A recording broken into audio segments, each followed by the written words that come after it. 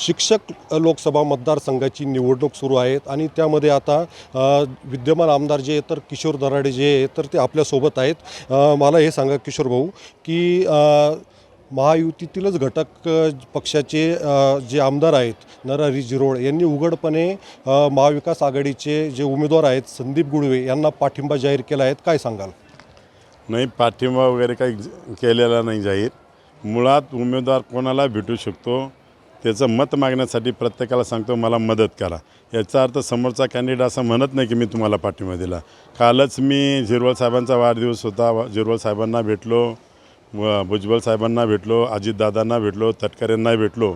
महायुतीच्या प्रत्येक नेत्याला मी भेटलो आहे आणि महायुती पूर्ण ताकदीनिशी माझ्याबरोबर राहणार आहे.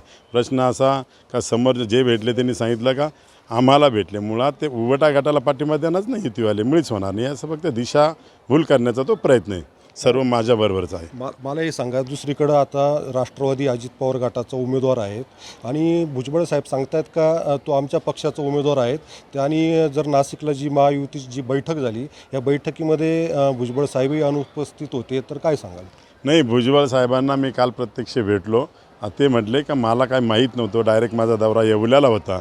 पण नंतर त्या मीटिंगला माणिकराव कोकटे असतील, सरोजिनी अहिरेताई असतील, राष्ट्रवादीचे सगळे पदाधिकारी त्या मीटिंगला होते आणि त्याच्यामुळे त्यांचा पूर्ण पाठिंबा मला आहे. एकंदरीत पाहता बिपिन कोल्हेंनी सुद्धा तुमच्यावर काही आरोप प्रत्यारोप केले ते ह्या ज्या घडामोडी घडत आहेत तर याच्यामुळे तुमच्या अडचणीत वाढ होते का?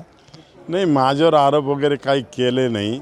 मुळात त्यांना भीती वाटायला लागली की बा आपण 5 वर्षे आमदार दराडेंनी काम केलेलं आहे, आपल्याबरोबर शिक्षक नाही, ज्या ठिकाणी जातात त्या ठिकाणी माझंच नाव घेता का बा आमदार इतका चांगला सज्जन आहे, गोरगरिबांची सेवा करणार आहे.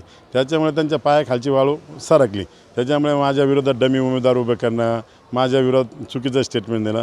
मी शिक्षण क्षेत्रात केलेलं काम ते इतकं चांगलं आहे का मला एकही शिक्षक असं म्हणत नाही का भाऊ तुमच्यावर कोणी नाराज आहे. सगळ्या प्रकारे सगळे संघटनांनी मला आत्तापर्यंत पाठिंबा दिला आहे. मुख्याध्यापक संघ या बाजूला आहे, TDF या बाजूला, सगळ्या संघटनेचे लोक माझ्यावर असल्यामुळे येणाऱ्या 5 वर्षामध्ये जे काम केलं आहे ती कामाची पावती म्हणून मला शिक्षक नक्कीच निवडून देतील, मला अशी अपेक्षा आहे.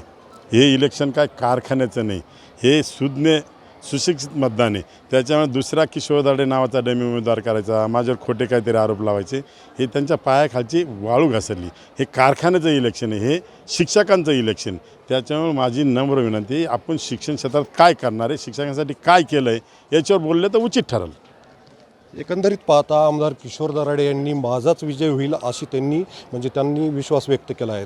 उमेश पारीख, TVN मराठी, चांदवड, नाशिक.